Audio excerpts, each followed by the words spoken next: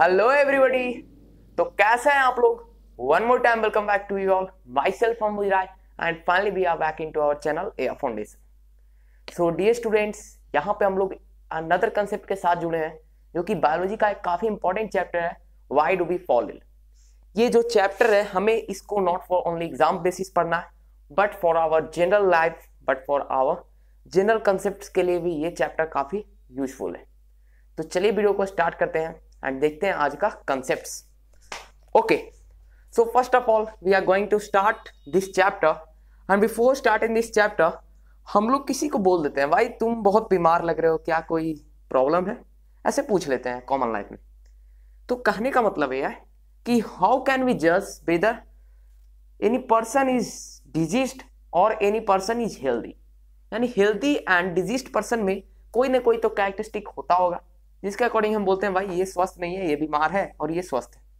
तो पहले जानेंगे कि स्वस्थ एंड पीड़ित व्यक्ति में अंतर क्या होती है and then we will go and see certain differences between a diseased person and a healthy person. और एक बात भाई बहुत इंपॉर्टेंट है कि ए हेल्दी पर्सन, एक स्वस्थ व्यक्ति और एक वैसा व्यक्ति जो कि बीमारी से पीड़ित नहीं है, दोनों में काफी अलग होता है। ठीक है, बहुत सारे डिफरेंसेस होते हैं। बोलने का मतलब है कि ए healthy person and A diseased person, या फिर मैं बोलूं तो disease free person, disease free person में काफी डिफरेंस होता है। ठीक है, यानी जिसे हम लोग बोल रहे हैं कि तुम अच्छे हो, स्वस्थ हो, वो हो सकता है कि वह डिसीज फ्री हो, यानी उससे कोई बीमारी ना हो, और ऐसा भी हो सकता है कि भाई वह बीमारी से पीड़ित हो लेकिन वो हेल्दी का कैरेक्टरिस्टिक में नहीं आएगा, या फिर मैं बोलूं तो वह हेल्दी के अंदर, हेल्दी वाले ग्रुप में नहीं आएगा। सो पहले इसको स्टार्ट करते हैं एंड देखते हैं कि हेल्दी का मतलब क्या होता है। whom can be termed as a healthy person और what is the real meaning of health। Healthy से टर्म आया health.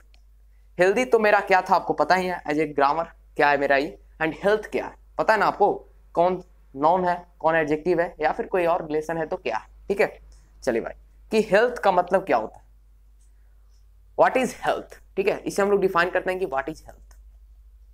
So according to our bio concept जो कि हमें पढ़ना है कि health is a state of our body. ये तो कंफर्म है भाई कि हमारा बॉडी का एक स्टेट है, और वो भी कैसा स्टेट है। यहां पे आपको तीन टर्म काफी इंपॉर्टेंट है। ठीक है, ये तीनों टर्म आपको याद रखने हैं। फर्स्ट टर्म है health is a state of complete, क्या है भाई, complete physical, mental and social wellbeing.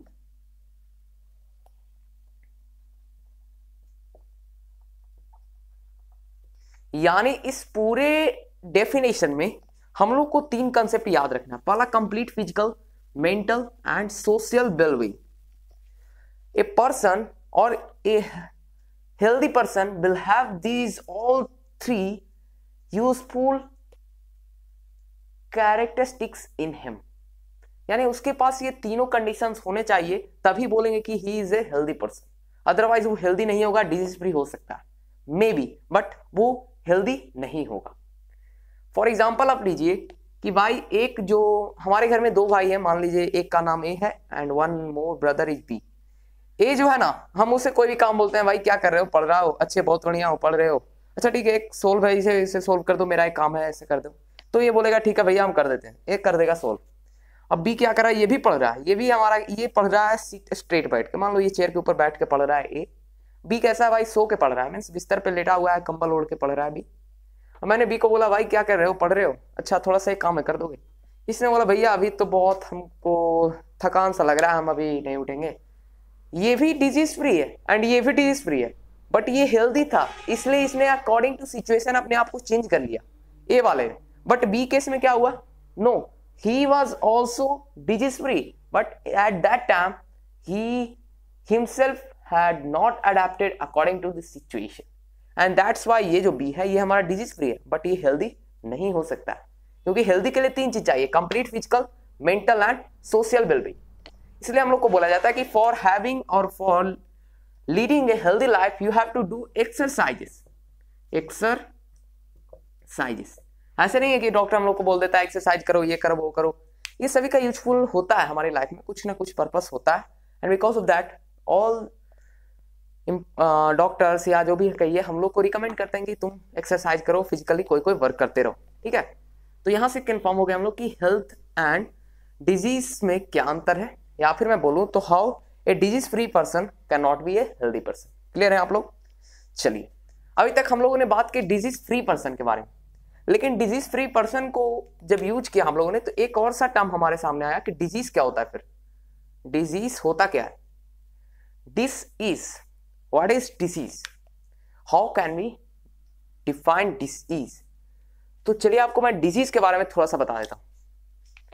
देखिए, डिसीज का जो पहला टर्म है ना, डिस, इसका मतलब होता है अन या फिर होता है डी, और ईज का मतलब होता है कंफर्ट। क्या होता है? कंफर्ट। तो इसका फुल मीनिंग होता है डिसकंफर्ट, डिसकंफर्ट, या फिर बोले तो अनकंफर्ट, ठीक है, अनकंफर्ट। तो डिसकंफर्ट या अनकंफर्ट कहने का मतलब क्या है कि a person may not be having proper posture of their body condition. यानी भाई कोई है, देखने से ही हमें पता चल जाता है कि थोड़ा उछला लग रहा है, इसका मीन्स चेहरा देखने से लग रहा है, ये लग रहा है सोया हुआ है, इसको बहुत दिन से बीमार है, ये इसके कोई ना कोई प्रॉब्लम है। सो इसका मतलब है कि वो कंफर्टनेस नहीं है, उसका कंफर्ट जोन खराब हो चुका है, वो डिसकंफर्ट जोन में चला गया है। एंड बिकॉज ऑफ दैट उससे हम लोग जज कर लेते हैं कि ये हमारा किसी न किसी सफर कर रहा है कोई ना कोई डिजीज से, और यही तो है जो अनकंफर्टेबल कंडीशन है, उसी को हम लोग बोलते हैं डिजीज। ये हो गया जनरल लाइफ में। अब आप इसे थोड़ा सा साइंटिफिकली अगर बायोलॉजिकली चाहिए डिफाइन करना तो आपको लिखना it is a state of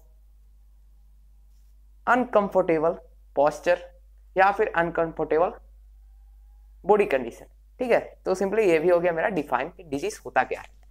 चलिए, कैसा लग रहा है आपको ये कंसेप्ट, क्योंकि बहुत इंपॉर्टेंट है। अभी तो हम लोग स्टार्टअप से पढ़ रहे हैं तो थोड़ा लग रहा है कि बहुत इजी टर्म्स है, इतना टर्म तो हम लोग बहुत बड़े पहले से जानते हैं भाई, इसमें कौन सी बड़ी बहुत हार्ड बात है। लेकिन जो अगला कंसेप्ट आता है ना, वो हम लोग को थोड़ा सा डिफरेंशिएट करना है कि disease free person and healthy person में क्या क्या डिफरेंसेस हो सकते हैं। आपको भी सोचना, हमें भी सोचना, एंड साथ में मिलकर बताना है, ठीक है। मैं लिख देता हूँ healthy, H for healthy, and ये हो गया डिजीज फ्री पर्सन। ये दोनों में कहीं ना कहीं अंतर होता है, ठीक है। चलो देखते हैं पहला, दोनों में डिफरेंशिएशन क्या हो सकता है। ए healthy person is always having a complete physical, mental and social wellbeing, ये तो कंफर्म है। तो यहाँ पे आप लिख लिया, तो हेल्दी पर्सन के पास कंप्लीट फिजिकल होता है, मेंटल होता है एंड सोशल वेलबींग होते हैं, ओके, हेल्दी पर्सन। बट क्या डिजीज फ्री ऐसे होते हैं? No, they can't have, they don't. हम लोगों ने एक एग्जांपल देखा कि एक भाई कैसा है तो दूसरा भाई कैसा है, ए और बी में। चलिए अगला एग्जांपल क्या देखते हैं ना, कि for being healthy person you need a community hygiene also. ये टर्म जो है ना, कम्युनिटी हाइजीन, कम्युनिटी हाइजीन, ये है क्या? कम्युनिटी हाइजीन का मतलब क्या होता है? फॉर एग्जांपल आप समझो ना कि आप अभी दिल्ली में रह रहे हो, कहाँ हो? बिहार का नहीं, भारत का दिल्ली में हो, ठीक है। हमें पता है कि दिल्ली का मोस्टली केसेस में पॉल्यूशन बहुत ज्यादा होता है, ठीक है, पॉल्यूशन बहुत ज्यादा होता है दिल्ली में। अगर दिल्ली का एक व्यक्ति और एक व्यक्ति जो मेरा बिहार का मान लो, और बिहार का भी ये ऐसा पैलेस से आ रहा है ना, सपोज फॉर एग्जांपल हिली पैलेस से आ रहा है या फिर बहुत क्लीन पर्पज से पैलेस से आ रहा है, तो आप बोलोगे कि दिल्ली वाला ज्यादा हेल्दी है। और जनरली मैं बात कर रहा हूँ, ऐसा नहीं कि अब दिल्ली वाले के पास स्ट्रेंथ नहीं है, वो हेल्थ नहीं हो सकते, because of exercises, physically work के कारण वो भी हेल्दी हो सकते हैं। बट जनरल पर्पज में बोलूँ तो यहाँ बहुत पॉल्यूशन है भाई, इसमें कोई डाउट नहीं है। और बिहार वाला ऐसा स्टेट से आ रहा है या ऐसा लोकेलिटी से आ रहा है जहाँ कम पॉल्यूशन है, तो जनरली बोलेंगे बिहार वाला भाई बहुत हेल्दी होने का कंडीशन ज्यादा है, क्योंकि ये डिपेंड करता है कम्युनिटी हाइजीन के ऊपर। आप जहां रह रहे हो उसके आसपास का जो सराउंडिंग है वो आपका हेल्थ में काफी इंपॉर्टेंट फैक्टर बनता है, आपको ध्यान रखना है। जैसे फॉर एग्जांपल हम लोग घर में हैं, ठीक है, हम लोग घर में हैं, आसपास हमारे अब काफी दिन से बारिश हो रही है, बोला जाता है कि ड्यूरिंग फ्लड टाइम हम लोग को वाटर को बॉयल करके पीना है। अब ऐसा तो नहीं कि हमारे घर का टंकी का पानी में बाहर से पानी आ गया, नहीं, फिर भी बोला जाता है कि वाटर को बॉयल करके पियो, टाइफाइड हो जाएगा, कोलरा हो जाएगा। क्यों? क्योंकि हमें बताया जाता है कि आसपास का सराउंडिंग तुम्हारा वाटर से पूरी तरह से लॉक्ड है, एंड वाटर लॉक्ड होने के कारण तुम्हारे पास भी वहां से कुछ ना कुछ माइक्रो ऑर्गेनिज्म तो आएंगे भाई, वेक्टर्स के थ्रू कहीं ना कहीं एक जगह से दूसरे ट्रांसप्लांट होंगे, and because of that condition we are told to have a good and proper community hygiene. समझ में आ गया आपको? Personal hygiene and community hygiene both are important for maintaining a healthy posture, ठीक है। लेकिन डिजीज फ्री में ऐसा नहीं होता है। डिजीज फ्री आप हैं तो भाई आपको अपना सिर्फ मतलब है, दूसरा कुछ भी करे तो ऐसा हो सकता है डिजीज फ्री। मैंने आपको दिखाया कैसे बिहार वाले एंड दिल्ली वाले फॉर एग्जांपल, समझ में आ गया आपको। तो आपको यहाँ पे लिख लेना है community hygiene and personal hygiene both are required, but यहाँ पे बस पर्सनल हाइजीन, कम्युनिटी हाइजीन का कोई मतलब नहीं है। ओके, अब एक और चीज है जो हम लोग को समझना है कि दे कैन रिएक्ट और they can adapt according to situations, but disease जो डिजीज फ्री वाले थे वो ऐसे हो सकते हैं? बिल्कुल नहीं। मैंने देखा कि कैसे भाई एक को बोला गया तो बोला दीदी मैं भैया मैं बहुत पढ़ रहा हूँ, मेरा शरीर दुख रहा है, मैं कैसे करूँ, आप रहने तो बाद में हो जाएगा। तो आपको आई होप कि समझ में आ गया हो कि हेल्दी एंड डिजीज फ्री में डिफरेंस क्या होते हैं एंड कैसे हम लोग इजिली जज कर सकते हैं कि who is totally healthy and who is diseased person या डिजीज फ्री पर्सन, दोनों में, ठीक है। अब आते हैं अगला कंसेप्ट देखते हैं जो कि काफी यूजफुल कंसेप्ट है। अब देखते हैं अगला कंसेप्ट हमारा क्या है। Okay, so till now we discussed about disease. अब बात आती है हेल्थ के बारे में पढ़े, डिजीज के बारे में पढ़े। अब बात आती है कि डिजीज कैसे होते हैं, क्या क्या कारण होते हैं उनके। तो simply we are going to give our heading sources of what, disease पढ़ रहे हैं ना, सोर्सेस ऑफ डिजीजेस। तो आपको डिजीजेस लिख लेनी है।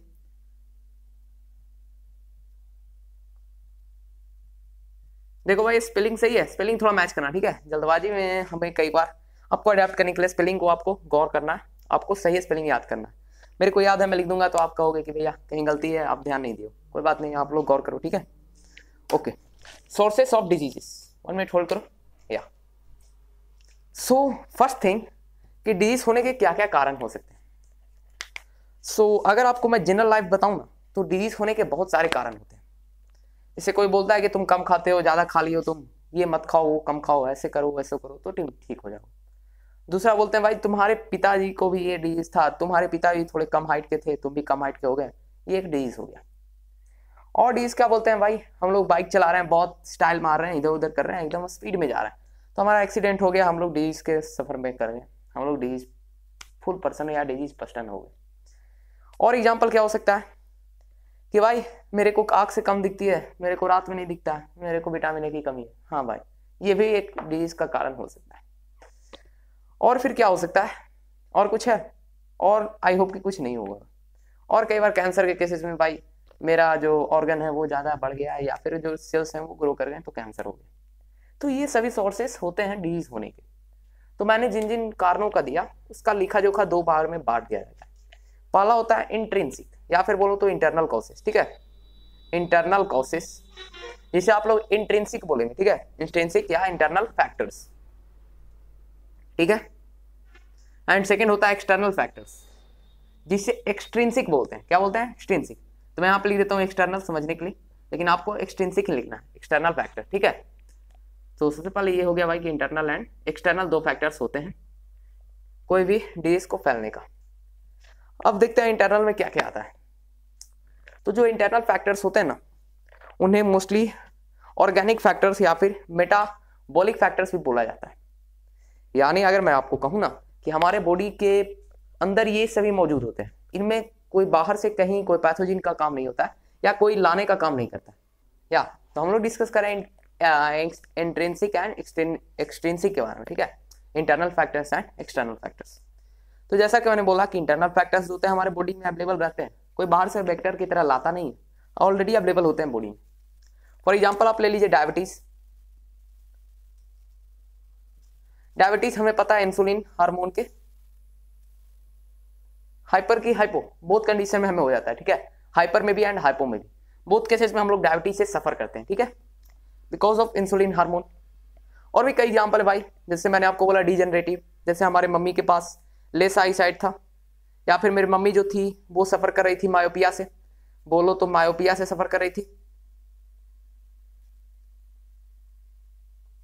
मायोपिया से, तो मेरे को भी मायोपिया हो जाएगा, इसमें कोई डाउट नहीं है, बिकॉज ऑफ डिजेनरेटिव कॉजेस के कारण, ठीक है। जनरेशन वाइज जो डिजीज चलते हैं, अब तो डायबिटीज भी हो गया क्योंकि जनरेशन वाइज जनरेशन चलते रहता है। तो ये हो गया भाई इंटरनल कॉजेस या इंटरनल फैक्टर्स, ठीक है।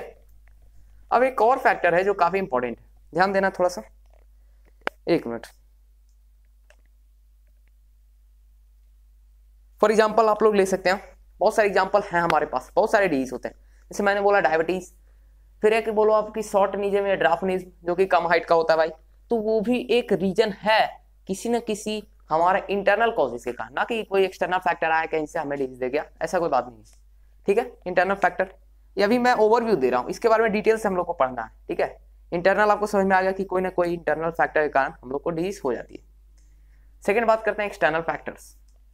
एक्सटर्नल फैक्टर्स में जो सबसे इंपॉर्टेंट है, सबसे मेन है, वो है हमारा ड्यू टू माइक्रो ऑर्गेनिज्म, या फिर बोले तो माइक्रो ऑर्गेनिजम्स, नहीं तो पैथोजेंस के कारण। ठीक है, ये वाला कंसेप्ट काफी इंपॉर्टेंट है। पैथोजेंस, देखना जी पैथोजेंस का स्पेलिंग सही है, अगर सही है तो कमेंट करो, अगर गलत है तो भी कमेंट करो। ठीक है, तो पता चलेगा कि आपका कंसंट्रेशन कितना ज्यादा है। पैथोजेंस के कारण, माइक्रो ऑर्गेनिज्म के कारण। सेकेंड होता है because of lackage of diet, diet के लैकेज होने के कारण। ठीक है, जैसे आप ले सकते हो कि कलर ब्लाइंडनेस हो गया, night blindness, sorry, vitamin A की कमी से। आप ले सकते हो रिकेट्स हो गया, ग्वाइटर हो गया, ये सभी हमें पता है कि भाई डाइट तुम्हारा कोई ना कोई कम डाइट था, यूजफुल कंटेंट नहीं थे तुम्हारे डाइट में, so you suffered from this, no doubt. Okay, third concept ले सकते हैं इंजरी के कारण, जो कि अभी काफी ज्यादा बड़ा फैक्टर बन गया है, क्योंकि लगभग लोग अभी इंजरीज के कारण ही सफर कर रहे हैं, एक्सटर्नल फैक्टर के कारण। ठीक है, डिजीज को। और चौथा जो लास्ट वाला कंसेप्ट है, इसे मोस्टली कई बार हम लोग इंट्रिंसिक में भी डाल देते हैं एंड कई बार इसे एक्सट्रिंसिक में भी रखा जाता है। क्या हो सकता है बताइए? तो ये जो चौथा है ना, इसे हम लोग एक स्पेशल कैरेक्टरिस्टिक देके बोलते हैं। जैसे मैंने आपको समझाया कि इंटरनल फैक्टर में एक हुआ कि डिजेनरेटिव चला, मेरे फादर से मम्मी को आया, मेरे पापा से हमको आया, तो ऐसे होते हैं, इसमें कोई डाउट नहीं है, जो इंटरनल में रखे जाते हैं। एक्सटर्नल में भी हम लोग देख चुके हैं। और जो चौथा वाला है ना, काफी यूजफुल है। जैसे आपको मैंने कम्युनिटी हाइजीन के बारे में समझाया था, एक बिहार वाला व्यक्ति, एक दिल्ली वाला व्यक्ति, दोनों में कैसे क्या कंसेप्ट रहेगा। दिल्ली में मोस्टली पॉल्यूशन ज़्यादा है, तो वहाँ का जो 20% है वह, या फिर जो हेल्दी पर्सन है उसमें भी हम लोग को डाउट रहेगा, भाई इसमें हमें डाउट है, ये हेल्दी नहीं हो सकता क्योंकि उसके आसपास इतने सारे पॉल्यूशन, कैसे वो हेल्दी हो सकता है। लेकिन बिहार वाला अगर हिली एरिया से आ रहा है या क्लीन एरिया से, उन्हें हाँ बढ़िया है, ये अच्छा व्यक्ति। ठीक है, तो आप इसे लिख दो कम्युनिटी हाइजीन, या फिर बोलो तो क्या, लोकेशन के कारण, लोकेलिटी के कारण। और नहीं तो भाई तुम ऐसे बोलो ना, टोबैको, ड्रिंक, हमारा ड्रग्स, ये सभी के कारण अफेक्ट होकर भी लोग आजकल बहुत डिजीज सफर कर रहे हैं। जैसे आप लोग सुनते हो ना, सुसाइडल अटैक आजकल के जो लोग कर रहे हैं, स्टूडेंट्स कर रहे हैं मोस्टली, बिकॉज ऑफ व्हाट, उनका जो मेंटली स्ट्रेंथ है ना, दे आर नॉट हेल्दी।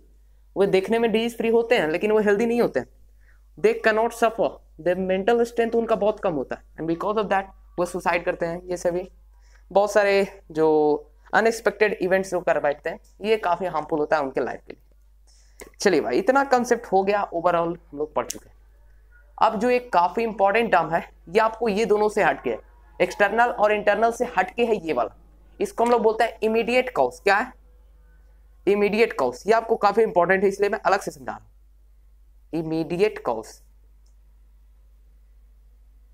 देखो थोड़ा स्पेलिंग सही है? अरे भाई स्पेलिंग देखो ना, स्पेलिंग में बहुत मिस्टेक हो जाता है कई बार। आपको यूट्यूब पे मैं पहले बताया था तो मेरे को एक मिस्टेक आया हो, मैं देखा तो भाई ओ, ठीक है। इमीडिएट कॉज के बारे में पढ़ते हैं। चलो भाई, इमीडिएट कॉज कैसे होता है या क्या होता है? हमें देखने से लग रहा है इमीडिएट का मतलब होता है क्विक, ठीक है, क्विक होता है। तो क्विक कॉज क्या हो सकते हैं? इसके कई स्टेजेस होते हैं, ठीक है। ये जो होता है ना, इसके कई स्टेज होते हैं। मोस्टली जो होता है ना, इसको 3 स्टेज में बांटा जाता है, first stage, second stage and third stage. और ये जो तीनों स्टेज है ना, ये एक दूसरे से कोरिलेटेड होते हैं। आपको मैं क्लियर से समझाऊंगा। जैसे मान लो ए बेबी इज बॉर्न, भाई ये मेरा बेबी है, समझो ये मेरा बच्चा है, छोटा सा नन्हा सा मुन्हा सा, ये मेरा बेबी है। मेरा बेबी नहीं है क्या समझ रहे हो आप? फॉर एग्जाम्पल ये मेरा एक बेबी है, अरे मेरा बेबी नहीं भाई, ये एक बेबी, इतना समझो बस। एक बच्चा है छोटा सा नन्हा सा मुन्हा सा, ऐसा बेबी है, इसका नाम ए है। अब बेचारा ए जब पैदा हुआ तो इसको डायरिया हो गया, डायरिया हो गया, स्टूल इसने निकालना शुरू कर दिया। अब बात आती है कि बेचारा जैसे ही बॉर्न हुआ, द डे और the moment he got birth, from that moment only he got और ही और सी जो भी है, इसको कोई प्रॉब्लम हो गया, स्टूल रिलीज होने लगा, या फिर मैं बोलूं तो इसका जो पोस्चर था बॉडी का वो बिगड़ने लगा। तो इसके पीछे क्या रीजन हो सकता है? बेचारे के पास अभी तो ये बॉर्न ही हुआ है, अब कहीं ना कहीं अनुमान लगाएंगे भाई इसके मम्मी जो होगी उसके पास कोई ना कोई प्रॉब्लम हुआ होगा। एंड यही तो कंसेप्ट है इमीडिएट कॉज का। नहीं, बच्चा बॉर्न होता है, इसका कोई इसमें रोल नहीं है, कोई इसका बेचारा का भूमिका नहीं है, बलि का बकरा बन जाता है, ये इसको सफर करना पड़ता है। क्यों? Because of immediate cause. Immediate cause के कई स्टेज होते हैं। पहला स्टेज, कोई बोलेगा भैया इसके लगता है मम्मी के पास कोई सफर की होगी, बीमारी होगी, इसको ट्रांसप्लांट हो गया जनरेशन के कारण।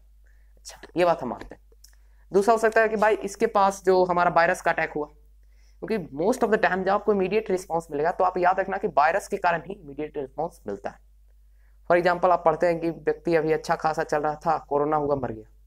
क्यों? Because of covid virus. क्योंकि इमीडिएट कॉज जब भी रिस्पॉन्स करता है तो ज्यादातर केसेस में वायरस होते हैं। और अगर आप लोकल बोलो भाई उसको बुखार लगा हुआ है, बहुत दिन से पड़ा हुआ है, ऐसे वैसे, फिर मरेगा, तो वो तो मेरा मलेरिया था, टाइफाइड था, डेंगू था, मुझे बोलते हैं हाँ भाई ऐसा था। लेकिन अभी कोविड-19 हुआ, टपक बसा, बिकॉज ऑफ वायरस। क्लियर है आपको? Immediate cause most of the time viruses produce करते हैं। तो दूर के बोलेंगे भैया इसको वायरस ने अटैक किया, और नहीं तो सिंपली बोलेंगे कि इसका जो इम्यूनिटी था ना, इम्यूनिटी ये कमजोर था as compare to other child. तो ये भी टर्म इम्यूनिटी काफी इंपॉर्टेंट है, जिसको आगे हम लोग पूरे लंबे चौड़े एक चार्ट में समझेंगे। इम्यूनिटी का मतलब क्या होता है, इतना समझो, इतना क्लियर हो गया आप लोग। तो आप फर्स्ट स्टेज में क्या लिखोगे? Because of virus. Second stage में because of poor immunity. And third stage क्या हो सकता है? ये सभी के पीछे का रीजन, या फिर यहाँ पे आप मदर का भी कॉज लिख सकते हो, या फिर डिजेनरेटिव। और थर्ड स्टेज में क्या हो सकता है? Because of poverty. मीन्स बेचारा गरीब था, उसके पास खाने को कपड़े नहीं थे, खाने को कपड़े क्या होंगे, क्या बोलता हूँ मैं, खाने को उसके पास पैसे नहीं थे, पहनने को कपड़े नहीं थे, इसी कारण बेचारा सफर कर गया। पॉवर्टी के कारण उसका जो हेल्थ था वो डाउन चला गया, उसको डाइट नहीं मिल पाया उसकी माँ को, तो बेचारा भी सफर कर रहा है डिजीज से। तो ये तो भाई हो गए इमीडिएट कॉज के बारे में। अब एक लंबा चौड़ा चार्ट लेकर मैं आ रहा हूँ बिकॉज ऑफ, या फिर मैं बोलूँ तो एक चार्ट है जो कि बेस्ड है आपके पूरे इन्फेक्शियस डिजीज के ऊपर। ओके गाइस, तो हम लोग जब चार्ट देख रहे हैं उससे पहले थोड़ा सा एक और चीज जो बात कर लेते हैं, ठीक है? क्या है, थोड़ा सा होल्ड करो।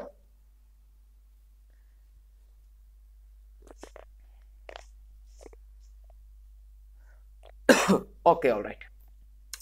तो हमें भी थोड़ा ड्रिंक लेना पड़ता है, इतना देर आपके साथ रहेंगे ऐसे, बताइए। चलिए, हम लोग बात करने वाले हैं अब थोड़ा सा टाइप्स ऑफ डिजीज के बारे में। क्या है?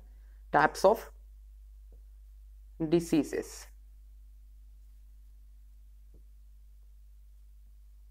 ठीक है, टाइप्स ऑफ डिजीज के बारे में चार्ट थोड़ा सा पहले देखेंगे कि इन्फेक्शियस डिजीज का जो मैं चार्ट देने वाला था उससे पहले आपको पता होना चाहिए इन्फेक्शियस का मतलब क्या होता है। ठीक है, okay. So the first way और the first method of dividing the diseases is based on कैसे हमें वो डिजीज मिला। ठीक है, तो इसके अकॉर्डिंग दो टाइप होता है। फर्स्ट होता है कॉग्निटिव। क्या है भाई? देखो,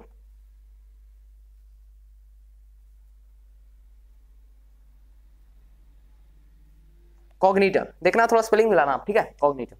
सेकेंड होता है अक्यूर्ड।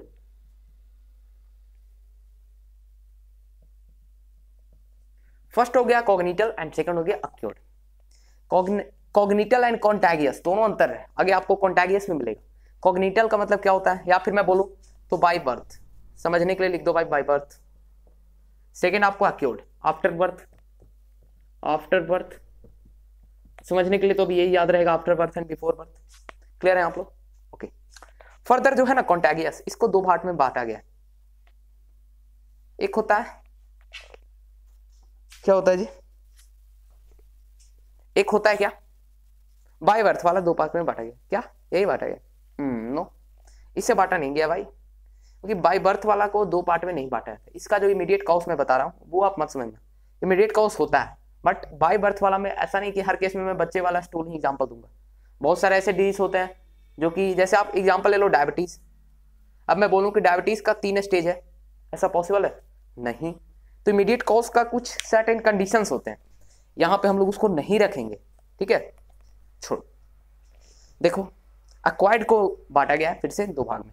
इसका जो इमीडिएट कॉज का स्टेज है उसे यहाँ पे मत रखना, क्योंकि इमीडिएट कॉज का example most of the cases में वायरसेस के थ्रू होता है, ये आपको पता चल गया। और इमीडिएट कॉज का एग्जांपल हम स्पेशल टाइप में दिए थे, ना कि तुम्हें बताए थे कि ये हमारा इंटरनल है ना एक्सटर्नल। नो, इमीडिएट का अलग हम समझाए थे आपको, एक्सटर्नल इंटरनल दोनों को छोड़ के। चलो, अक्वायर्ड को हम लोग दो भाग में पाले बांटते हैं, ठीक है। अक्वायर्ड को दो टाइप से बांटा गया। एक होता है कॉन्टैगियस, कॉन्टैगियस या फिर बोले तो कम्युनिकेबल, एंड दूसरा होता है नॉन कंटैगियस या फिर नॉन इन्फेक्शियस या नॉन कम्युनिकेबल। लिख दो आप, नॉन कम्युनिकेबल ही लिखो, या फिर आप लिख सकते हो नॉन कॉन्टैगियस या फिर नॉन इन्फेक्शियस। तो कॉन्टैगियस का जो यहां तक आप पढ़ लिए ना, इसके बाद भी इसको दो भाग में बांटा गया, ठीक है। एक मिनट थोड़ा सा होल्ड करो जी, थोड़ा सा होल्ड करो, एक मिनट। ओके ओके ओके, चलो अब देखो कि कॉन्टैगियस जो यहाँ पे मैं लिख रहा हूँ कम्युनिकेबल या फिर इन्फेक्शियस बोलो, ठीक है। ये नॉन कम्युनिकेबल है, नॉन इन्फेक्शियस या फिर नॉन कॉन्टैगियस। अब देखो ये जो कॉन्टैगियस, इसको हम लोग दो मीन में समझते हैं। एक तो कॉन्टैगियस होता है मीन्स ट्रांसमिशन, समझो ट्रांसमिशन। तो ये जो ट्रांसमिशन है ना, इसको हम लोग कॉन्टैगियस जब टर्म लिखते हैं तो यहाँ पे हम लोग टर्म लगाते हैं डायरेक्ट ट्रांसमिशन। क्या होता है? Direct transmission. या फिर जब हम लोग कम्युनिकेबल का भी मतलब बोलते हैं तो simply it can transport, it can move from one place to another, one person to another. तो ये हो गया मेरा कम्युनिकेबल। सेम कंडीशन में कॉन्टैगियस को भी लिख देते हैं। कई बार बुक में आपको ऐसा मिलेगा कि कम्युनिकेबल है, इसके दो भाग है, कॉन्टैगियस एंड नॉन कॉन्टैगियस। ऐसा नहीं है, आप वैसे भी चलो ऐसे भी चलो, दोनों सही है। आप डायरेक्ट लिख सकते हो कॉन्टैगियस। अब इसमें आप डायरेक्ट लिख दो तो एक होगा मेरा इनडायरेक्ट कॉन्टैगियस या फिर indirect transmission, non contagious, indirect transmission या फिर नॉन कॉन्टैगियस, ठीक है। कॉन्टैगियस का मतलब ही होता है यही डायरेक्ट ट्रांसमिशन। फॉर एग्जांपल समझो आप, कॉन्टैगियस का एक एग्जांपल मैं आपको देके समझाता हूं। जैसे कि मान लो आपके आसपास कोई व्यक्ति है ना, उसको न्यूमोनिया हो गया, ठीक है, न्यूमोनिया हो चुका है। अब वो जो व्यक्ति है, हमें पता है कि न्यूमोनिया वाले पेशेंट जो होते हैं उनको मीन्स सांस लेने में थोड़ी दिक्कत होती है, तकलीफें होती है। तो जब वो सांस लेते हैं, जब वो स्नीजिंग करते हैं, एट दैट टाइम जो उनका ड्रॉपलेट्स होता है वो ग्राउंड सरफेस पे पड़ता है। एम आई राइट? पड़ता है ग्राउंड सरफेस पे। एंड इन दैट केस जो हमारा उनका जो ड्रॉपलेट्स होते हैं स्नीजिंग वाले, अगर हम लोग उनके कॉन्टैक्ट में आ जाए तो हम लोग सफर करेंगे कि नहीं? बिल्कुल करेंगे, डायरेक्ट हम लोग को अटैक पड़ेगा। और दूसरा एग्जाम्पल आप लोग ले लो अपने ही पास, एक व्यक्ति जिसको मलेरिया डिजीज हो चुका है। उस कंडीशन में मेरा एक वेक्टर का काम करेगा, कोई मच्छर ले लो। अब मलेरिया किससे फैलता है भाई बताओ? Female Anopheles. तो फीमेल एनोफिल्स को लो, ये वेक्टर का काम किया, उस व्यक्ति का ब्लड सक किया, हमारे पास आया, हमारा ब्लड भी सक कर लिया। अब कुछ ब्लड हमारे इनसाइड लिया, कुछ ब्लड आउटसाइड छोड़ता है सैंपल के तौर, जो कि हमको कर दिया इन्फेक्ट। समझ में आ गई आपको बात? चलो भाई, नहीं तो आप इसको एक चीज करो, क्या कि ये दोनों को ऐसे हटा दो, यहाँ से कॉन्टैगियस को भी हटा दो। आप बोलो कि भैया आप हमको ऐसे पढ़ा दियो, वो ऐसे पढ़ा देंगे, छोड़ो, तुम कम्युनिकेबल ही या फिर इन्फेक्शियस ही समझो, क्योंकि कॉन्टैगियस इसी में आता है, ठीक है। आप ऊपर लिखो या अंदर करके बांटो, लिख दो भाई कम्युनिकेबल, फिर इधर दो बांटो, कॉन्टैगियस एंड नॉन कॉन्टैगियस। समझ में आया आपको बात? ठीक है, ओके। नॉन कम्युनिकेबल जो हो गया, ये हमें पता चला कि ये ना ही डायरेक्ट ट्रांसमिशन होता है ना ही इनडायरेक्ट ट्रांसमिशन होता है।